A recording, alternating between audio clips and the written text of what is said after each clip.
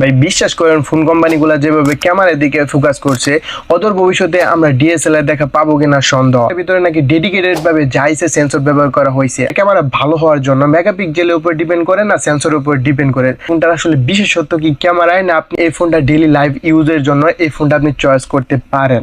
GS একটা look দেওয়া হয়েছে ভিভো V60 এই ফোনটার ভিতরে। ক্যামেরা পাপটা দিছিল একটা ফোকাস পয়েন্ট, কারণ এই পাপটার ভিতরে দেওয়া আছে জাইসের একটা সেন্সর। এই সেন্সরটা আমরা দেখলেই কেন জানি মনের ভিতরে ক্যামেরার প্রতি একটা কনফিডেন্স বেড়ে যাইতেছে এই ফোনটার ভিতরে। মেন শুটার হিসেবে 50 মেগাপিক্সেল মেন শুটার দেওয়া হয়েছে এবং জাইসের করে টেলিস্কোপ একটা ফটো 50 মেগাপিক্সেল দেওয়া হয়েছে। সাইডে একটা 8 মেগাপিক্সেল আলট্রা ওয়াইড শুটারে পুরোটা প্লাস্টিক করা হয়েছে। এই ফোনটা যদি আর একটু সাইডে অ্যালুমিনিয়াম দেওয়া হতো তাহলে বলে হ্যান্ড গ্রিপটা জোস মোস্ট প্রিমিয়াম।